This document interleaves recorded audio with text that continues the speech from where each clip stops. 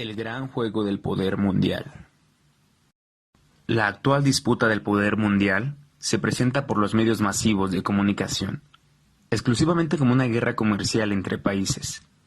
Para disponer de más elementos de análisis que nos brinden información sobre el origen de dicha pugna, se requiere conocer el proceso histórico, ubicando las causas ontológicas y cosmogónicas que originan dichos antagonismos. Las noticias sobre los aranceles que está imponiendo el gobierno norteamericano a China y Europa deben analizarse en función de las consecuencias que produjo la política de libre comercio a las capacidades productivas, tecnológicas y militares de ese país. En consecuencia, están actuando los grupos de poder nacional para revertir dicha situación, que parecen tener muy clara algunos personajes como el subsecretario de Investigación y Desarrollo del Departamento de Defensa, Michael Griffin, cuando afirmó que la sociedad abierta de Estados Unidos ha ofrecido a China y otros países acceso a la misma tecnología e información, que es crucial para el éxito de nuestras capacidades futuras. El Pentágono enfrenta una amenaza sin precedentes a su base tecnológica e industrial. Por su parte, Anthony Schinella, oficial de inteligencia para asuntos militares, comentó que además de utilizar los programas educativos, Pekín también emplea a personas retornadas de Occidente para implementar cambios importantes en sus currículos de ciencia, ingeniería y matemáticas, mismos que fomentan una mayor creatividad y aplicación de habilidades en las principales universidades de China. Como una de las medidas para evitar el robo de tecnología y propiedad intelectual, los funcionarios militares propusieron revisar la admisión en universidades estadounidenses de miles de estudiantes a doctorado chinos, en áreas cruciales de ciencia, tecnología, ingeniería y matemáticas. Lo anterior nos brinda algunas pistas sobre las razones de la política comercial, migratoria, ambiental y tecnológica que ha desplegado el gobierno de Donald Trump para enfrentar el sistema de libre comercio que ha instaurado el Deep State y el establishment globalista. Las actuales pugnas geopolíticas podemos comprenderlas si disponemos de más elementos de análisis que nos brinden información del origen de dicho conflicto, para conocer el proceso histórico, ubicando las causas ontológicas y cosmogónicas que originan dichos antagonismos, evitando de esta manera una visión limitada y tergiversada de los eventos económicos que están ocurriendo y las jugadas geopolíticas que viviremos en los próximos años. El gran juego del poder ha tenido varias partidas. El resultado de dichas batallas definió el rumbo de la historia económica y el control del poder financiero en el planeta, tal y como ocurrió en la transición de la Europa medieval al Renacimiento, en la que los conocimientos se liberaron masivamente mediante una revolución cultural y científica, poniendo en la palestra a una generación de genios, cuyas creaciones en varios campos del saber repercutieron positivamente en la gestación de nuevas formas de organización social, brindando una cosmovisión nueva del universo. Describiremos brevemente las tres últimas batallas en el tablero mundial, que nos permita ubicar a los actores principales, sus intereses en grupo, sus ideologías, la visión ontológica que tienen del ser humano y la visión que le otorgan a la raza humana en el universo. La batalla que marcó el final de la Europa medieval y del poder de las órdenes monásticas se libró el 13 de octubre de 1307, cuando el rey de Francia, Felipe IV, se encargó de organizar la redada para apresar a los líderes templarios, y el Papa Clemente V culminó la obra el 22 de noviembre del mismo año, al ordenar a todos los príncipes cristianos la detención de los templarios que habitasen en sus territorios. Para dimensionar qué significó para Europa fracturar el poder económico de los llamados caballeros del Templo de Jerusalén, es importante mencionar el rol que jugaban en el comercio y las finanzas, pues en menos de 2 siglos habían convertido su sede de París en el centro financiero de Europa, el cual funcionaba como un banco central que custodiaba el tesoro real y las riquezas de los nobles. Este enclave financiero lo expandieron a Londres. Ambas plazas de poder económico fueron utilizadas por los comerciantes de todo el mundo conocido como centros de depósito de diversos títulos, letras y otros documentos con valor comercial. Otra fuente de grandes ingresos para los templarios fueron las actividades agrarias y ganaderas organizadas en encomiendas, a las cuales se les alquilaban los molinos hidráulicos para moler su grano. Los molinos eran caros de construir y mantener. También la orden tenía derechos de deforestación para dedicar tierras a la agricultura. Cobraban los diezmos sobre la producción de cereales y poseían grandes rebaños que les permitían participar en el comercio de la lana y la actividad textil. Mantenían privilegios comerciales para celebrar mercados semanales y ferias anuales en muchas de sus encomiendas. Diversificaron sus actividades económicas para garantizar múltiples fuentes de ingresos, como las manufacturas de vidrio, herrería, producción de vino para la exportación y salineras. Los templarios lograron desplegar una importante actividad marítima comercial a comienzos del siglo XIII. Llegaron a armar una flota propia para transportar peregrinos, dinero y mercancía de los puertos de Marsella y La Rochelle. Posteriormente, también operaron desde Sicilia y otros puertos del sur de Italia, desde donde transportaban equipamiento militar del Mediterráneo occidental a Oriente. La Orden de los Templarios alcanzó en breve un extraordinario poder político y económico, que les permitió estar fuera del control del papado y los reyes, los cuales se aliaron para destruir el poder económico del Temple. Los resultados de la batalla fueron la fragmentación del poder político en reinos nacionales y el monopolio financiero del Temple, que se dividió entre florentinos, genoveses, cartagineses y judíos conversos. Estos grupos financiaron los grandes proyectos de exploración de ultramar, mediante la creación de sociedades anónimas que operaron sin fronteras, convirtiéndose en los nuevos banqueros de reinos y naciones, a las cuales se influenciaron políticamente para monopolizar el comercio mundial e hipotecar la hacienda de las naciones mediante el crédito. Los resultados visibles de la batalla fueron el declive del poder templario continental y el surgimiento de poderes nacionales, que intentaron manejar sus propias instituciones financieras y comerciales. Sin embargo, la destrucción del poder económico templario generó un vacío que ni la Iglesia ni los reinos nacionales lograron llenar. La fragmentación del poder y la economía europea abrió camino a la era de imperios comerciales, que disputaron los recursos ya no solo continentales sino mundiales. Portugal, España, Países Bajos e Inglaterra surgieron como nuevos jugadores del mercado global. Un evento por demás curioso ocurrió en 2007, en el 70º aniversario de la represión de la Orden del Temple. Un culto y secreto grupo, quienes decían ser los descendientes de los caballeros templarios, partió de Inglaterra, llevando una carta al Papa Juan Pablo II. Nadie conoció el contenido de la misma, pero ocurrió lo inimaginable. La Santa Sede exoneró a la Orden del Temple. La siguiente batalla la libraron las 13 colonias de Norteamérica contra el poder financiero de la City y de Londres. La disputa terminó con la Guerra de Secesión. Esta batalla fue muy significativa, ya que definió la distribución del poder financiero en el siglo XIX. Los bandos visibles enfrentados fueron las fuerzas de los estados del norte contra los recién formados Estados Confederados de América, integrados por los 11 estados del sur que proclamaron su independencia. Lo que estaba en juego realmente era la pugna entre dos grupos de poder antagónicos. En un bando, un grupo con una visión económica industrial nacional de las 13 colonias, representante del sistema económico nacional, y en el otro, la ideología esclavista financiera global de los 11 estados confederados, apoyados por Inglaterra, que representaba el sistema de libre comercio global. El enfrentamiento en Norteamérica se trasladó a nivel planetario, dando inicio a una pugna entre ambos sistemas económicos. Por una parte, el sistema nacional, y por otra, el sistema cosmopolita que enarbolaba la potencia financiera hegemónica de Inglaterra.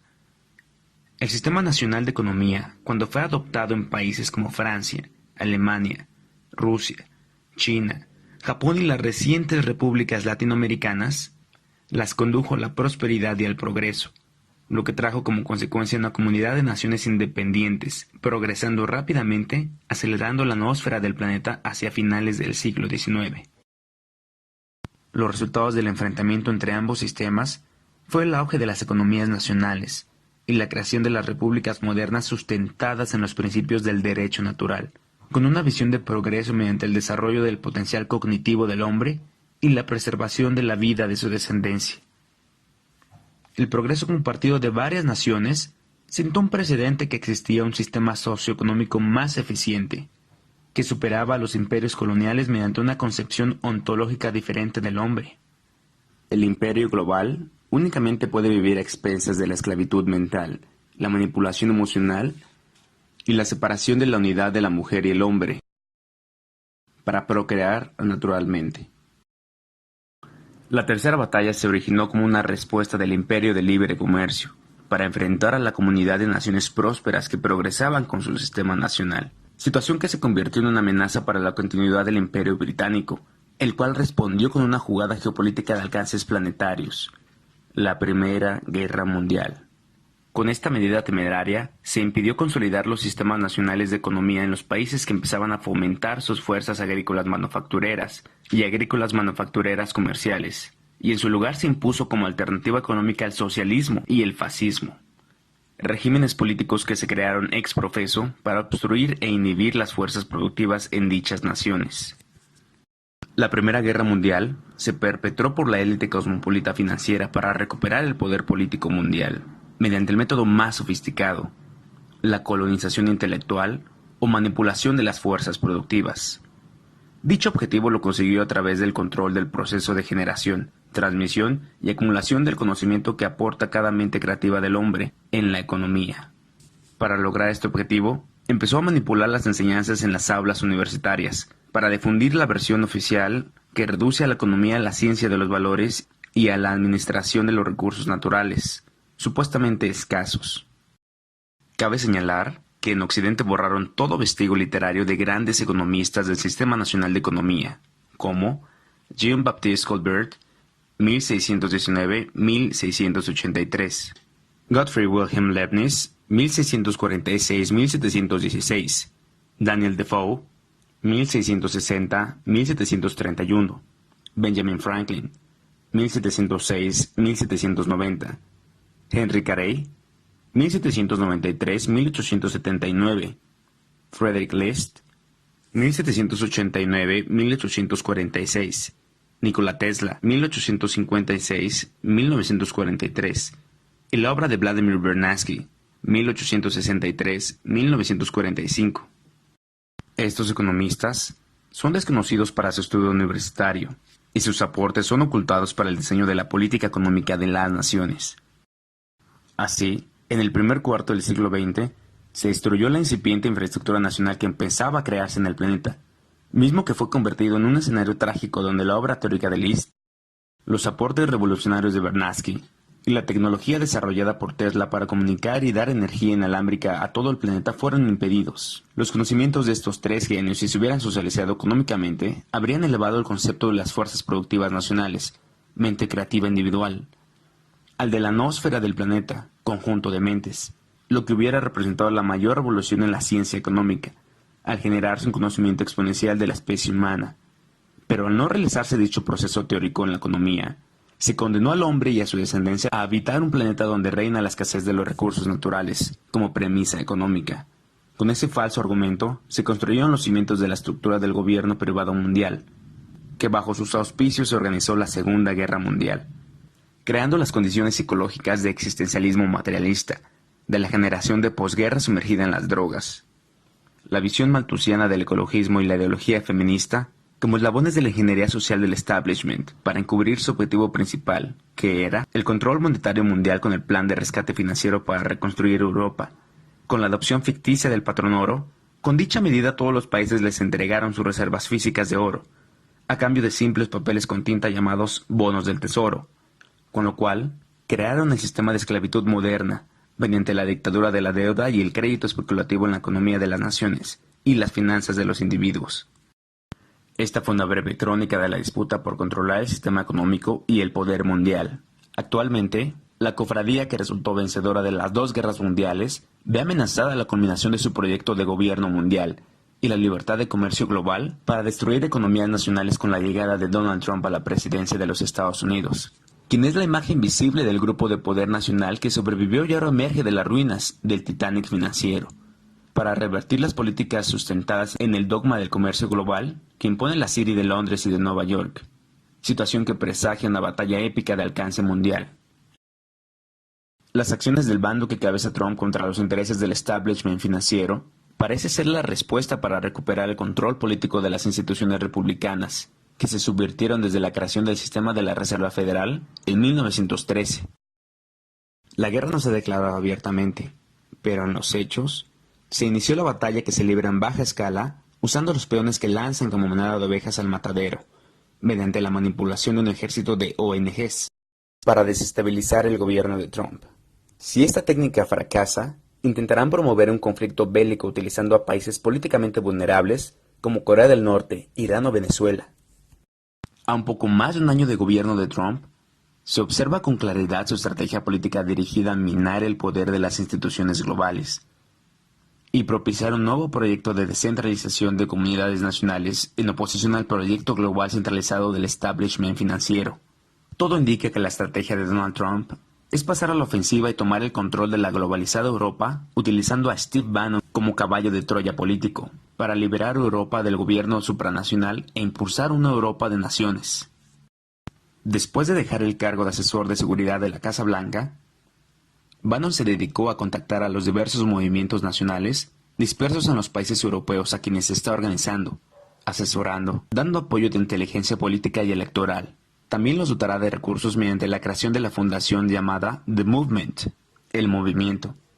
con el objetivo de enfrentar directamente la influencia de la Fundación para una Sociedad Abierta, Open Society Foundation, de George Soros. Parece que vienen meses y años donde cambiarán la geografía política, económica, ideológica y cultural del mundo. Las siguientes palabras de Bannon pueden darnos un anticipo de ello. En los próximos años, se producirá una ruptura drástica tras décadas de integración europea. El nacionalismo es lo que sucederá. Eso es lo que gobernará. Habrá estados-nación individuales con sus propias identidades y sus propias fronteras. En el marco de la disputa por el control financiero del mundo, solo podemos incidir en comunidad si reflexionamos sobre las causas primarias del conflicto, y así poder tener una participación activa y no solo de simples espectadores. Es necesario realizar un análisis retrospectivo de la dinámica histórica que siguieron las dos eras económicas anteriores, como se analizará en los siguientes capítulos para así poder esbozar una posible alternativa a la dinámica económica antiprogreso que impulsa el establishment de la ideología global. Una mirada en perspectiva nos permite observar que se ha producido una confabulación para retomar el poder de los Estados Unidos, por un aparente grupo de magnates afines a los intereses patrióticos, en alianza con algunas facciones militares y de inteligencia que se oponen al advenimiento del nuevo orden mundial, que estaba planeado para terminar de inaugurarse hacia el 2020. En la primera década del siglo XXI, el mundo estaba en la antesala del imperio global esclavista, el cual nos conducirá a la pérdida total de las libertades individuales y la supresión de la soberanía de las naciones. La gran interrogante que se presenta es: si la victoria de Donald Trump será reproducida por otros grupos con intereses nacionales con ciertos movimientos políticos en Europa que parecen alienarse en esta misma dirección, situación que hará surgir nuevas alianzas y el quebranto de las actuales, el mapamundi político está cambiando de forma, al colocarse las nuevas piezas de poder en el rompecabezas geopolítico mundial. Están apareciendo otros actores y epicentros de poder alentados por el gobierno de Donald Trump, como parece ser el caso México con el triunfo de Andrés Manuel López Obrador, cuyo éxito depende en gran medida del respaldo de su vecino del norte para invertir en grandes proyectos de infraestructura